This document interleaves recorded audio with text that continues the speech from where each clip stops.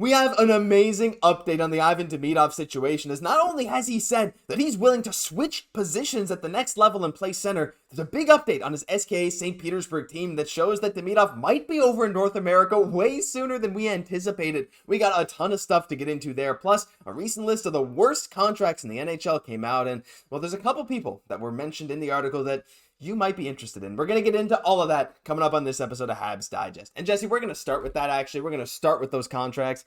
Look, it still kind of hurts. I'm still hopeful that there can be a bit of a bounce back, as in the recent article on The Athletic outlining the top 10 worst contracts in the NHL, I am happy to say that no Habs actually made the top 10. However, they certainly did make the honorable mentions, as we have Pierre-Luc Dubois, could have been a Hab too, don't forget that, Marc-Edouard Vlasic, John Gibson, but to top off the list, Josh Anderson and Brendan Gallagher. Now, they weren't up there with the likes of, Jonathan Huberdeau or even the recently signed Chandler Stevenson coming in at the number 2 spot. Yikes.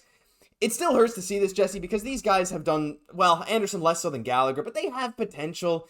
You just really hope for a turnaround for them. I guess I don't have a ton to say on this front, but, we're moving closer day by day to the end of these contracts, and I'm just, every single year, I feel like this year, if any, is a great year to hopefully get a final little turnaround from these guys. Yeah, we got a couple bad contracts on the books. The Athletic, we know you don't need to rub our nose in it, but it's always easy to criticize other people. But for sure, this is a business. Their careers are under the magnifying glass, so we get it. I think it's worth saying Mark Scheifele is on this list of 10 worst contracts in the NHL. We have not forgotten.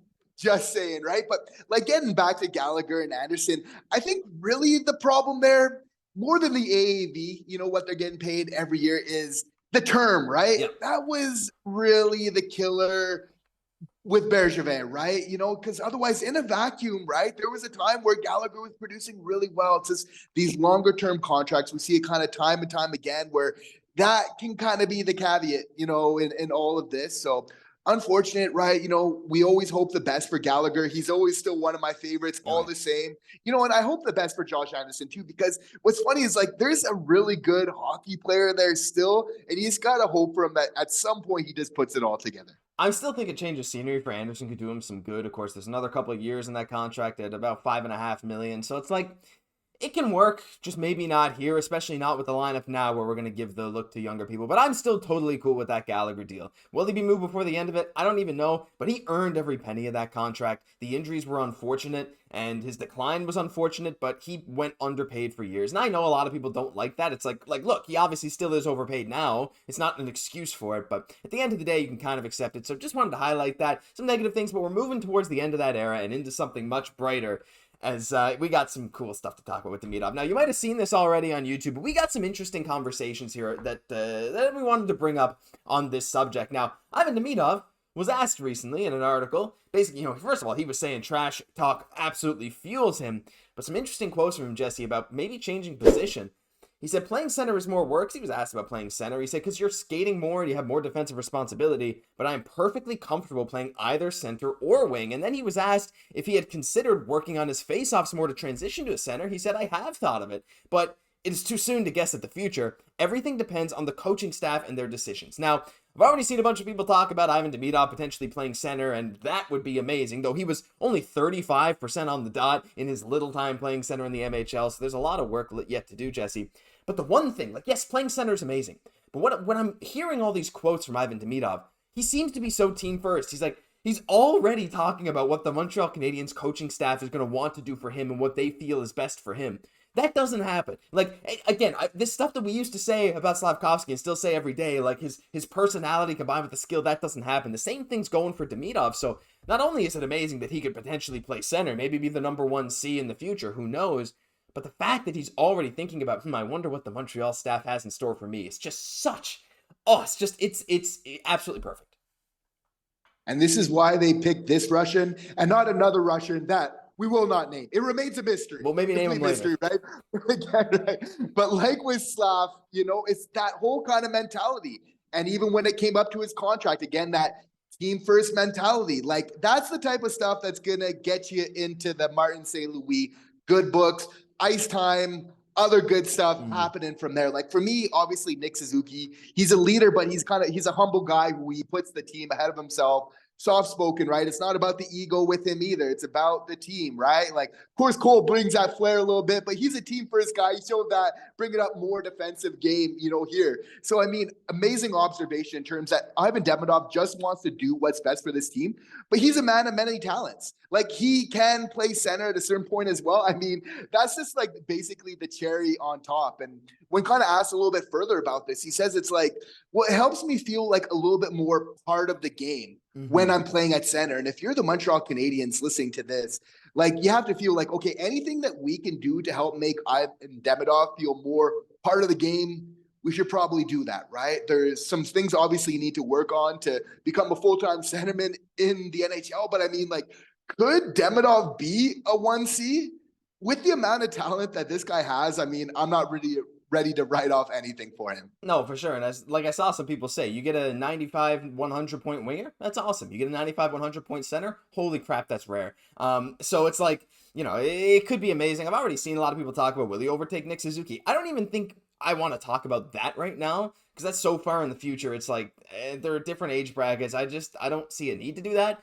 But I think playing alongside the wing, what I see best for him is the ability to play in the wing or to slide over to center or take faceoffs if needed, right? I think he still projects as a wing. I think it'd be great if he ended up being a center, but more of a hybrid type of like a Newhook, a Dach type that can play center if you want to shift your lineup around. That gives you some versatility. If you're on the power play, you can have two de facto centers on the ice, right? Demidov taking his left hand, Suzuki on his right hand. They can take faceoffs on the right spot. Like, that's what I see best working here. I don't necessarily see him taking that number one center spot from Suzuki in 2 years. I think that's a little almost optimistic. But regardless, the fact that he's willing to work on this stuff is absolutely amazing. And hey, you know what, Jesse? He actually might even be in North America on that power play sooner than we thought, because now this came out yesterday, but we got to talk about this. There was another article by Marc Dumont just today, and I have a quote from that you guys are really going to like, but this could be absolutely massive. So as I'm sure you guys have heard, Evgeny Kuznetsov, for those of you that can read Cyrillic, I can, but I can't do it fast. So I'll just translate this anyway. But basically just says Kuznetsov is expected to sign a multi-year deal with SKA St. Petersburg, which is Ivan Demidov's team over in the KHL. Now, I want to remind you guys something Kent Hughes said early. This is from Marc Dumont's article as well, reminded me of this, but something Kent Hughes said about Demidov's situation. He said this season coming up, he's under contract at St. Petersburg. If he's playing in the KHL, that's a great environment for him for a year. If he's not in the KHL, we'll have to see what our options are.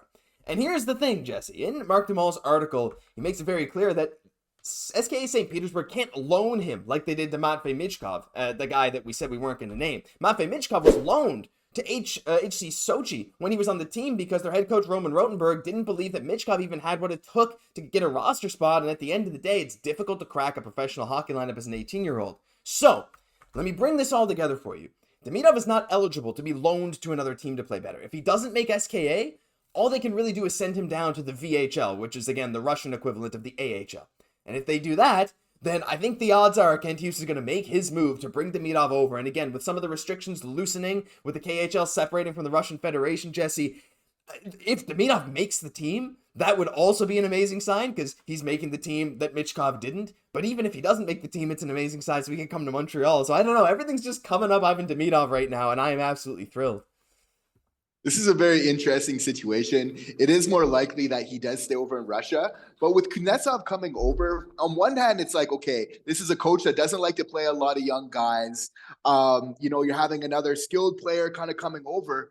But, if you look at it from the other angle is, the optics of having like another Russian player who's won a Stanley Cup, if you're the Montreal Canadiens, there's some good things about that, right? Maybe getting to play together, getting that experience, right? But this is a very interesting situation to monitor because, of course, I think it would be much better for Ivan Demidov to play one more year in the KHL. I think that he could do well in the NHL coming over next year, but just from playing in the MHL, playing against lesser competition, I think getting to play against men and follow that also that trajectory that we've seen from most elite Russian players where it's like, okay, your first play MHL, KHL, and then NHL. I really like to see that. I don't want to rush it too much, but I think he can handle it all the same.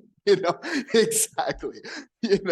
But at the same time, it's like, I don't know. I think we got to do this one right. But if he came over, I don't think there's a situation where you want to put him in the AHL. For me, it's either NHL or KHL. So it's for that reason, obviously the best ideal situation. But I mean, who knows, right? Like we might see him here more sooner than we thought, but I don't think it's the most likely of these situations right now. Here's my thoughts on that. Like if he does make SKA, like they don't have really an incentive to play him much because they know he's gone. Like after this year, they know he's gone. They don't have an incentive to help him develop. Like I'm sure they wouldn't just let him rot, but if they decide like he's good enough to play on this roster, then they will play him, but only play him what they feel he deserves. And if we look at past young 18-year-old, even star prospects, Jesse, we're talking like 5 to 10 minutes a night, maybe.